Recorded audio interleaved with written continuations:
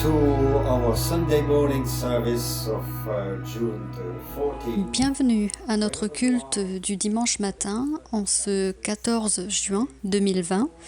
Où que vous soyez, quelles que soient les circonstances, nous prions pour la bénédiction de notre Seigneur sur nous.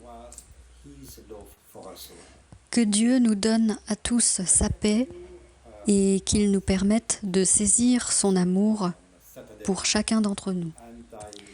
Vous êtes nombreux à avoir participé à notre Assemblée générale samedi et je souhaite vous remercier pour votre participation et pour avoir aussi participé au vote. Il est un peu tôt pour vous communiquer les résultats, mais vous les recevrez prochainement par email si ce n'est pas encore fait. Et je souhaite encore une fois vous remercier pour votre participation.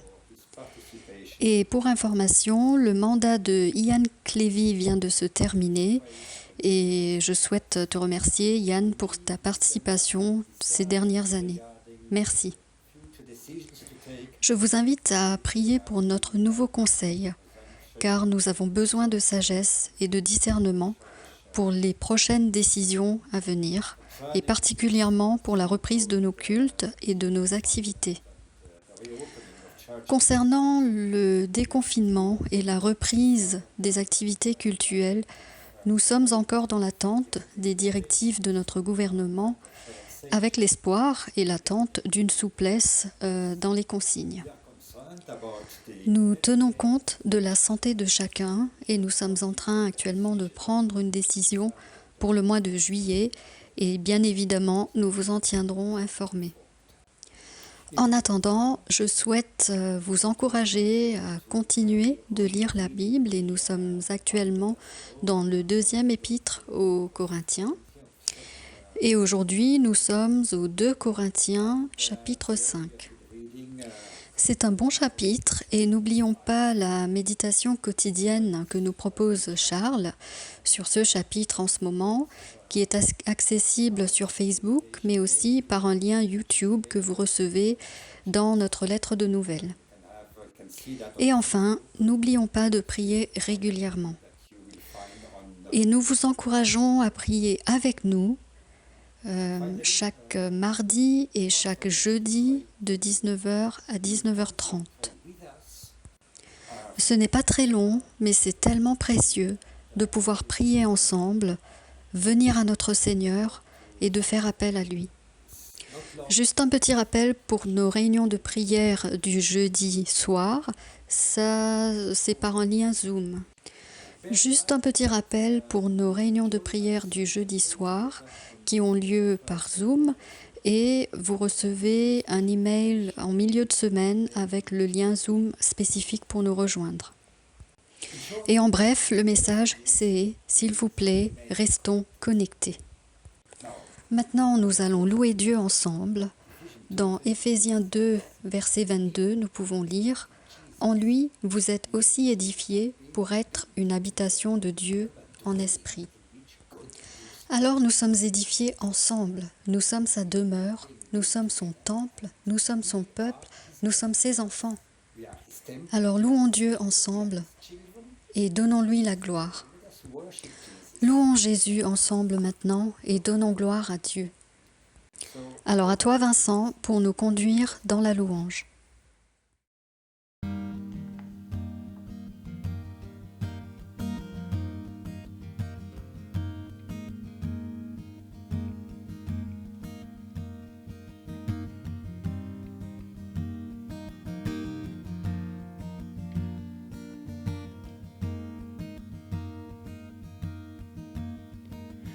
Come in simplicity,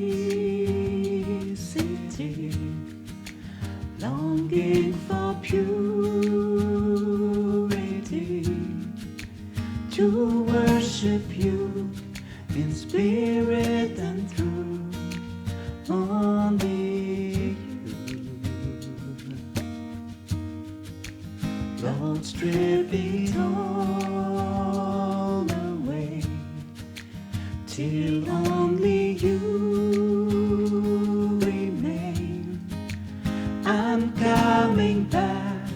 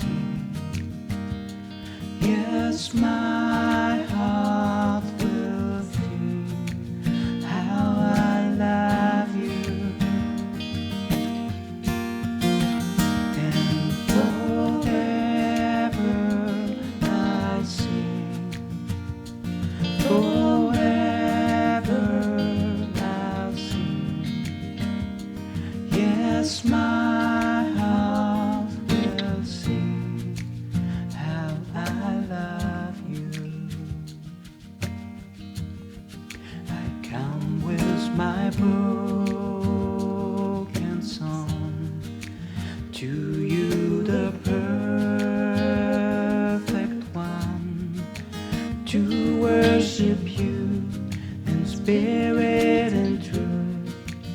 Only you. Give me a childlike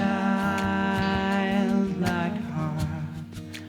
Lead me to where you are. I'm coming back to my first love. Only you. You the reason I sing. The reason I sing. Yes, my heart will sing how I love you.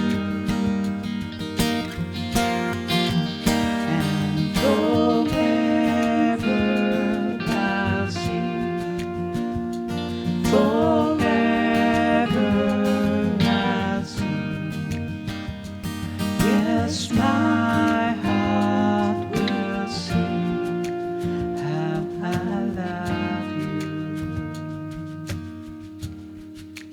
How I love you. How I love you. How I love you. My first love. How I love you. How I love you. How I love you. My first love. You the reason I sing. The reason I sing. Yes, my heart will sing how I love you.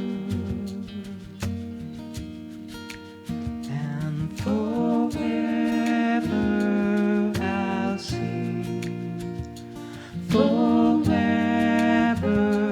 I'll sing. Yes, my heart will sing how I love you.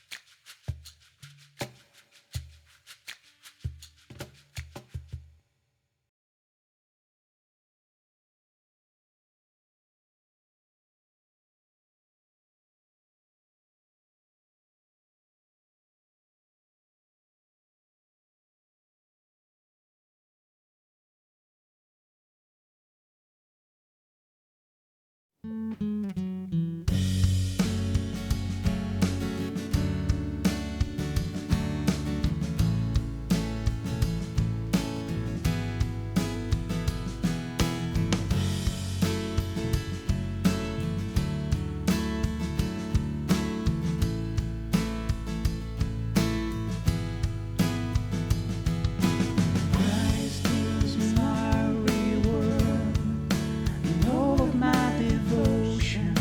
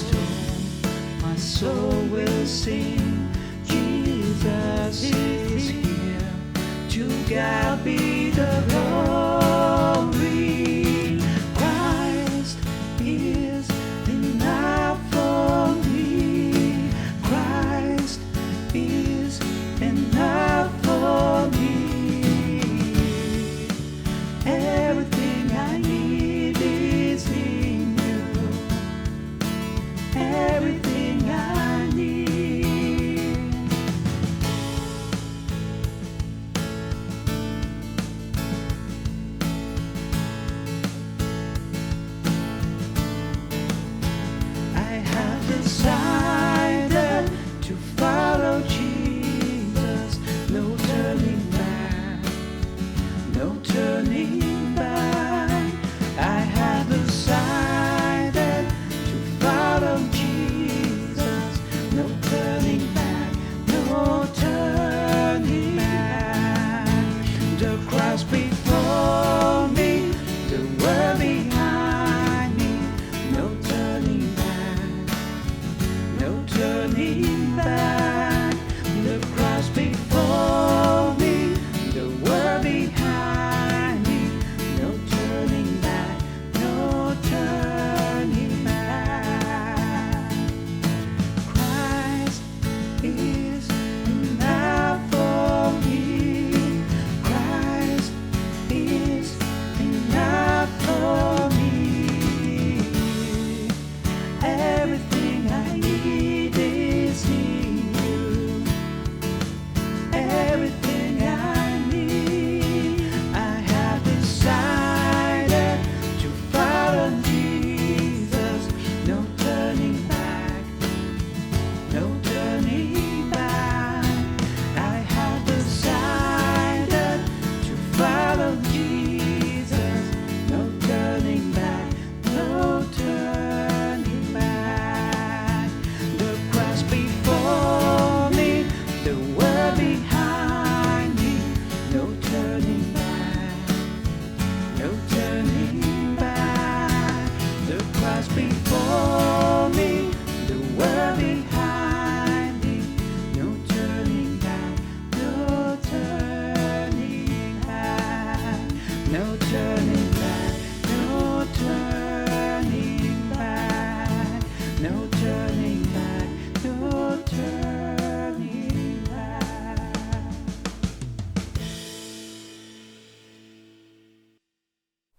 Well, thank you, Vincent, for Merci Vincent pour ce moment de louange. Merci aussi à François pour l'introduction et Amandine pour la traduction.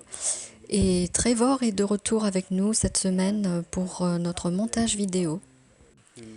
Et alors que nous venons ensemble aujourd'hui pour être dans la parole, nous avons adoré et loué Jésus et j'aimerais maintenant lui demander sa bénédiction pour ce message, pour sa gloire. thank you.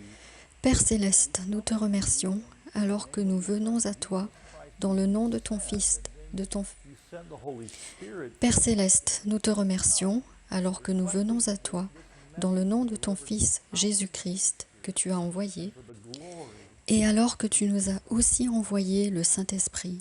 Nous venons te demander de remplir ce message de la puissance du Saint-Esprit Today we're pour la gloire de Jésus-Christ et de personne d'autre. Dans le nom précieux de Jésus. Amen. Dale hasn't changed, but Aujourd'hui, Dale et moi célébrons notre 40e anniversaire de mariage. enjoying that. It was life-changing. Nous sommes reconnaissants pour toutes ces années et comme vous pouvez le voir sur les photos, Dale n'a pas du tout changé, alors que moi, j'avais des cheveux à l'époque. Et alors que nous nous réjouissons de toutes ces années, je me rappelle que c'est un événement qui a changé ma vie. More life-changing. Je me rappelle quand Dale est entré dans l'église, j'avais en moi toutes ces émotions à l'idée de pouvoir la chérir en tant que mon épouse et que nous allions démarrer notre vie ensemble. Discover what I believe are Ça a changé notre vie. verses in Scripture. They've become Mais il y a un événement qui est encore plus transformateur. with that whole subject. C'est quand nous venons à Jésus-Christ. You see, when we come, C'est quand nous venons à Jésus-Christ et à son amour puissant. the problem is they don't want to change. Nous arrivons au 5e chapitre de 2 Corinthiens et nous découvrons 2 versets qui, je pense, sont les 2 versets les plus puissants de la Bible et ce sont des versets que j'ai pris pour ma vie. Et ces 2 versets concernent tout le sujet de l'amour puissant de Jésus. They want. It's like Quand nous venons à Christ, il y a un changement radical. things and not others. Et pour certains, le problème, c'est qu'ils ne veulent pas de ce changement. Want the whole thing. Mais on n'y peut rien. I don't want him to change Quand nous my devenons chrétiens, life the way I Jésus change notre transforme. You come to Christ, you come to him as Quand nous devenons chrétiens, Jésus transforme notre vie. Et il vaut mieux être en accord avec lui et le suivre plutôt que de le combattre. Et je pense que c'est cette tension dans laquelle certaines personnes se retrouvent en essayant de vivre comme ils veulent. Car dans la Bible, nous pouvons lire dans 2 Corinthiens chapitre 5 au verset 14 et 15, « Car l'amour de Christ nous presse, parce que nous estimons que si un seul est mort pour tous, tous donc sont morts, et qu'il est mort pour tous, afin que ceux qui vivent ne vivent plus pour eux-mêmes, mais pour celui qui est mort et ressuscité pour eux. » Son amour nous presse et son amour nous transforme. Et une des significations de presser ici, c'est que son amour nous entoure pour nous emmener dans la bonne direction. Et son amour devient une motivation constante pour aimer les autres et pour vivre en lui. Et cela change toute notre façon de voir les choses. Et alors que nous avançons, nous devons comprendre aussi que cela change notre façon de nous voir nous-mêmes. Que nous sommes aimés d'une manière profonde et que nous vivons pour lui. Comprendre que nous sommes pardonnés, que nous appartenons à lui, que nous avons la sécurité en Christ et que nous avons la vie éternelle. Son amour nous presse à filtrer nos pensées et nos actions à travers son amour et à nous poser des questions telles que « quand je fais telle ou telle chose, est-ce que cela exprime son amour ?» Et qu'il nous aime profondément, cela veut dire qu'il est avec vous, qu'il est avec moi, dans toutes les circonstances, tout le temps, peu importe la situation. Cela veut dire que notre identité est établie en lui, que notre identité est en Christ qui a été crucifié et qui est ressuscité. Si nous sommes morts avec lui, nous sommes ressuscités avec lui. Alors nous ne devons plus vivre pour nous-mêmes. Cela veut dire que notre identité est dans le fait que nous sommes l'enfant du Père et que nous lui appartenons. Et cela veut dire que nous vivons pour lui, pour l'éternité. Et le verset 2 parle de gémir dans cette vie où nous savons que nous ne sommes pas encore dans notre vraie demeure. Alors que nous vivons dans nos corps terrestres, nous faisons face à des choses telles que le vieillissement, alors qu'en même temps, nous passons quotidiennement par un renouvellement spirituel qui nous prépare à une vie éternelle dans sa présence. Et le verset 9 dit « C'est pour cela aussi que nous nous efforçons de lui être agréables, soit que nous demeurions dans ce corps, soit que nous le quittions. » Paul était dans cette sorte de tension où il vivait dans cette vie terrestre sans y être complètement attaché, mais plutôt en ayant le désir de la vie éternelle. Alors l'amour de Dieu nous presse à avoir cette perspective d'éternité. Cela veut dire que nous ne nous sentons pas encore chez nous et c'est bien le témoignage de la vie de Paul. Et c'est ce qu'il partageait du fond de son cœur. « Je ne suis pas à l'aise ici comme je le serai là-bas. Je ne suis pas satisfait de ce qui se passe ici-bas par rapport aux choses qui nous attendent dans la gloire parfaite du ciel. Cela veut dire que je ne m'attache pas aux préoccupations et aux priorités et aux politiques de ce monde et toutes sortes de choses. Et cela veut aussi dire que nous aurons une manière différente de regarder les autres. Cela veut dire que quand je me réveille, ma première question doit être « Comment est-ce que je peux plaire à Dieu aujourd'hui ?» Cela veut dire que nous faisons des choses éternelles maintenant et que ces choses vont durer dans l'éternité. C'est pour cela que nous aimons nous rassembler en tant que peuple de Dieu pour le louer et pour prier et pour avoir la communion fraternelle les uns avec les autres. Parce que ce que nous faisons en venant à l'Église, et même avec les moyens que nous employons actuellement pour rester connectés, c'est pour l'éternité. Et alors nous pensons aux choses de Dieu. Et à ce stade, nous comprenons que cette transformation s'applique aussi à d'autres domaines, parce que nous ne percevons pas les autres de la même façon. Parce que dans le verset 16, il est écrit « Ainsi dès maintenant, nous ne connaissons personne selon la chair, et si nous avons connu Christ selon la chair, maintenant nous ne le connaissons plus de cette manière. » Verset 17 « Si quelqu'un est en Christ, il est une nouvelle création. Les choses anciennes sont passées, voici, toutes choses sont devenues nouvelles. » Quand nous voyons les autres comme une nouvelle créature, alors nous agissons de manière différente vis-à-vis d'eux. Et alors nous les voyons dans ce processus de renouvellement. Nous les voyons aussi comme appartenant à Christ et que Christ les aime profondément. Et cela veut dire que Dieu les aime comme il nous aime. Cela veut dire qu'ils sont destinés au même ciel que nous. Cela veut aussi dire qu'ils sont en train de grandir tout comme nous et qu'ils méritent de recevoir la même grâce que nous attendons des autres envers nous. Cela veut dire que nous regardons au-delà des apparences et que nous regardons au cœur. Un des plus grands défis du moment qui concerne les relations, c'est tout ce qui touche au racisme ou à l'économie et les conflits qui vont avec et toutes sortes de sujets semblables. Et en tant que chrétiens, nous devons regarder au cœur des autres et valoriser chaque personne comme ayant été créée à l'image de Dieu. Nous allons passer toute l'éternité ensemble avec nos frères et sœurs qui appartiennent à Jésus-Christ. Cela veut dire que je ne vais pas abandonner les relations, même si elles deviennent difficiles. Même quand nous sommes offensés ou quand il y a des désaccords, nous allons continuer de nous aimer et continuer la relation. C'est ce que Dieu nous a appelés à faire. Et alors cela transforme non seulement notre façon de percevoir les autres, mais aussi de percevoir notre croyance. Parce que c'est le ministère de la réconciliation. Dans le verset 18, « Et tout cela vient de Dieu, qui nous a réconciliés avec lui par Christ et qui nous a donné le ministère de la réconciliation. » Versets 19 et 21, « Car Dieu était en Christ, réconciliant le monde avec lui-même, en n'imputant point aux hommes leurs offenses, et il a mis en nous la parole de la réconciliation.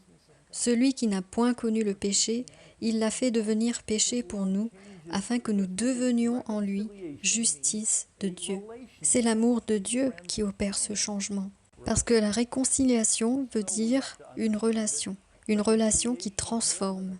Et alors nous devons comprendre que la réconciliation, c'est bien plus qu'une idée théologique, c'est une invitation. L'obstacle dans une relation, c'est le péché. Et dans les versets que nous venons de lire, nous avons vu que Jésus a enlevé le péché en mourant sur la croix. Et en plus, Jésus nous a justifiés comme si nous n'avions jamais péché, en nous donnant sa justice, de sorte que quand Dieu nous regarde, il voit la justice parfaite de son Fils. Et alors nous entrons dans une relation avec lui. Et cela veut dire une vraie communication, un vrai désir d'être ensemble, une vraie communion dans sa présence, le désir de se retrouver en face à face avec Jésus.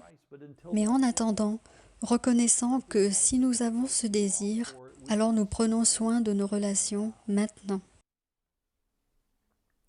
Notre situation de confinement de ces derniers quelques mois en sont un bel exemple. Nous avons été confinés, nous avons été séparés par la distance, mais nous avons maintenu la connexion à distance en utilisant toutes sortes d'outils technologiques. Mais nous savons que nous avons très envie de nous retrouver en chair et en os, en face à face. Cela arrivera bientôt et nous nous en réjouissons. Mais en attendant ce jour, nous allons continuer de maintenir la communication entre nous. Et pour nous, chrétiens, c'est comme si le monde dans lequel nous vivons était notre confinement. Nous ne voyons pas encore Jésus en face à face, même si nous savons qu'il est avec nous, et nous savons que le Saint-Esprit vit en nous, mais nous attendons ce jour où nous le verrons enfin en face à face. C'est pour cela que quand un chrétien meurt et qu'il va au ciel, plus on y pense, plus cela devient un sujet de célébration. Parce que nous savons qu'ils entrent dans notre demeure et qu'un jour, nous les rejoindrons pour l'éternité. Et en attendant ce jour, nous entretenons nos relations avec les moyens nécessaires, en lisant la Bible, en écoutant la parole de Dieu, en louant Dieu, parfois dans le silence, parfois dans la solitude, en étant dans la présence de Christ par la prière, tout en étant conscient de ces choses qui peuvent atténuer notre discipline spirituelle, ces disciplines relationnelles essentielles et qui changent la vie, que nous puissions mettre de côté ces choses qui vont atténuer notre appétit. Et nous pouvons comprendre cela. Ravi Zacharias, qui est décédé récemment, et je l'ai déjà cité auparavant, il est un des leaders que j'apprécie beaucoup, et notamment pour sa façon de penser très profonde. Et j'ai quelques citations de lui. Voici la première. Et c'est une bonne citation car elle nous confronte un petit peu. Je cite, « Je pense que la raison pour laquelle nous avons parfois la fausse impression que Dieu est si loin de nous, c'est parce que c'est là que nous l'avons placé. Nous l'avons maintenu à une distance et ensuite, quand nous avons besoin de lui et quand nous l'appelons dans la prière, nous nous demandons où il est. Il est exactement où nous l'avons laissé. » Fin de citation. En fait, Ravi nous demandait de rester tout près de Jésus. Et la décision nous revient. Jésus est avec nous. Il nous a invités dans une relation avec lui. C'est à nous de cultiver cette relation. Nous devons comprendre que son amour transforme aussi notre façon de percevoir notre but dans la vie. Que nous avons un ministère de réconciliation en tant qu'ambassadeurs de cette réconciliation. Et nous arrivons à la fin du verset 19 et au verset 20. « Et il a mis en nous la parole de la réconciliation. Nous faisons donc les fonctions d'ambassadeurs pour Christ, comme si Dieu exhortait par nous. Nous vous en supplions au nom de Christ, soyez réconciliés avec Dieu. » De la même façon que cela était vrai pour les apôtres, cela est aussi vrai pour toute personne qui suit Christ. Christ cherchait à atteindre, par les apôtres, ceux qui porteraient leur message. C'est nous. C'est le message de la réconciliation, le message de la croix, le message du tombeau vide, le message de l'amour de Christ. Par son amour, nous devenons ardents pour lui et notre loyauté envers lui, en tant qu'ambassadeur pour lui, nous vient naturellement. Alors nous savons que les ambassadeurs sont les représentants de leur pays ou de leur roi et la culture du pays qu'ils représentent d'une façon unique parce qu'ils sont envoyés dans un lieu différent. Je parlais à l'un des consuls qui fait partie de notre assemblée et je lui posais des questions sur les fonctions d'un ambassadeur. Et un ambassadeur porte le message du pays qu'il représente. Il représente aussi les dirigeants de ce pays auquel il est loyal et il est envoyé en tant que représentant. Nous aussi, nous sommes loyaux envers Jésus-Christ, notre demeure est en lui. Nous sommes ici pour représenter son royaume en vivant notre vie dans un lieu différent de son royaume. Et nous sommes chrétiens avant tout, avant d'être appelés autre chose. Avant toute autre chose, nous suivons Jésus. Je suis chrétien avant d'être américain. Et alors, mon identité et ma priorité, c'est que je suis en Christ et je lui appartiens. Nous sommes dans une ville où il y a beaucoup d'ambassadeurs et beaucoup de représentants d'autres pays. Et même s'ils sont des représentants de leur pays et qu'ils s'occupent de leurs compatriotes en France, et alors que je parlais à mon ami, je lui ai posé cette question. Ces ambassadeurs ne sont pas n'importe qui. Ils ont aussi le pouvoir de communiquer avec le pays dans lequel ils sont affectés. Et alors, il y a cet aspect d'un minimum de connaissance de la culture qui les entoure afin de pouvoir communiquer justement le message de leur pays et de bien le représenter.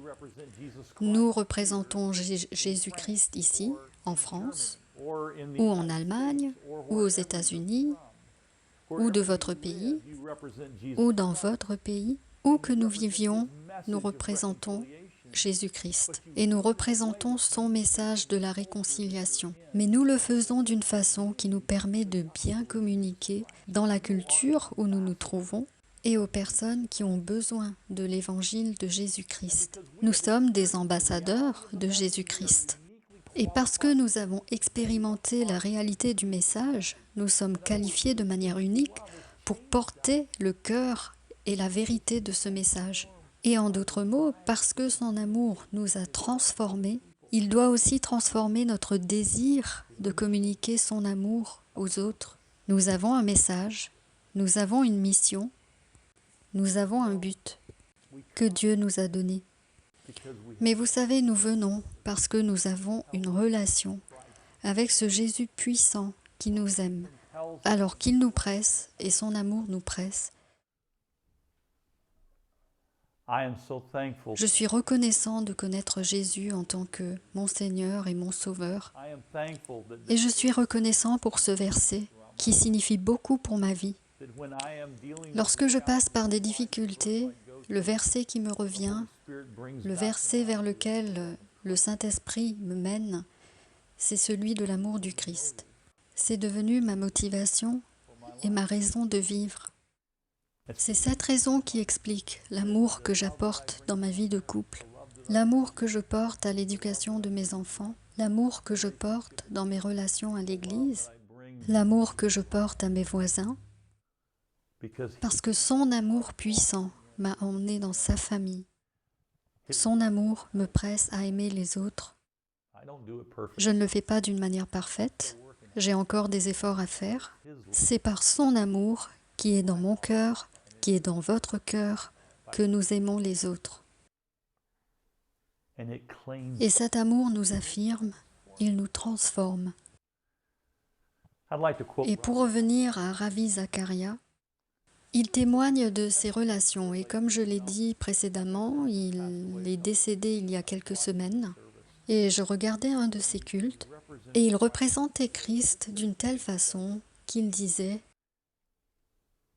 he says this, je cite, « Je suis venu à lui parce que je ne savais pas où aller.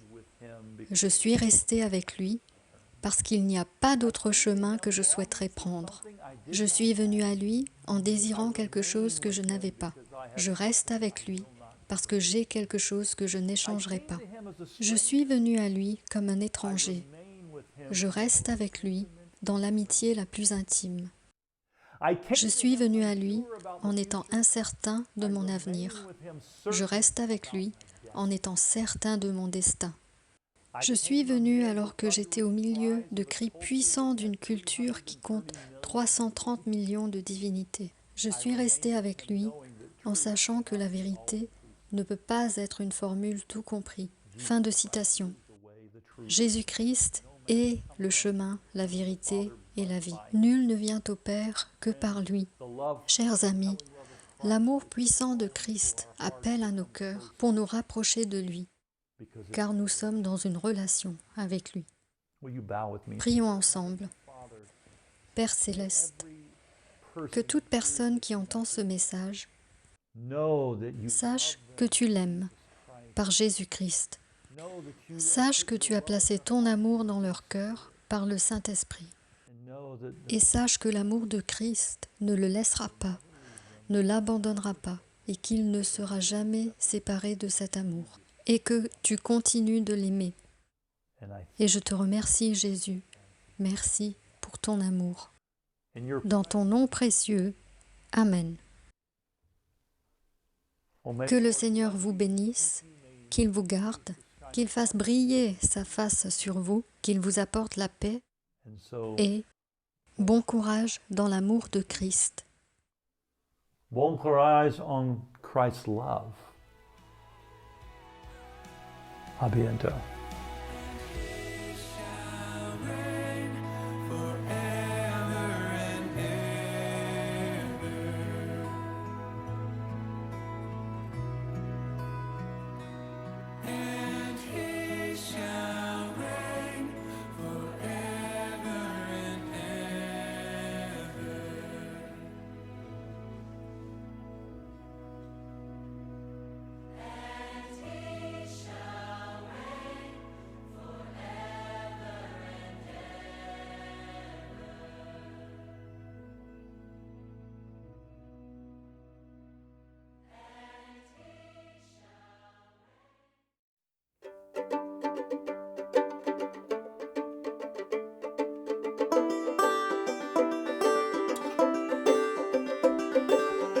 En ces temps de malheur, il est de bon ton de tout croire, de confier son futur au hasard. Éviter les trottoirs, aux échelles qui font peur, histoire de chasser nos heures noires. Et l'on prie un ciel anonyme pour que demain existe encore et nous donne un autre essor. Vers un espoir, un alcool fort pour que dorme un peuple en ruines et déterre enfin son trésor. Sans penser que pour bons et mauvais, par ta grâce fidèle, le soleil jamais n'oublie de se lever. Quand le doute est cruel, les yeux levés au ciel, je ne crains rien, car mon cœur est en paix. J'ai confié mon destin à celui qui le garde et promet d'être à mes côtés et caché par sa main. Je suis à l'abri, je ne crains rien.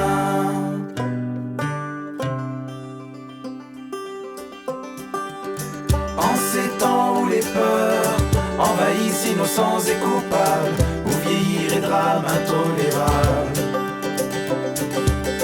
colmatés par des fables, nos rides pour offrir un bonheur qui ne durera qu'une poignée d'heures. Sans penser que pour bons et mauvais, par ta grâce fidèle, le soleil jamais n'oublie de se lever. Quand le doute est cruel, les yeux levés au ciel, je ne crains rien, car mon cœur est en paix. J'ai confié mon destin à celui qui me garde et promet d'être à mes côtés et caché par sa main. Je suis à l'abri, je ne crains rien, mon cœur est en paix. J'ai confié mon destin à celui qui me garde et promet d'être à mes côtés et caché par sa main. Je suis à l'abri, je ne crains rien.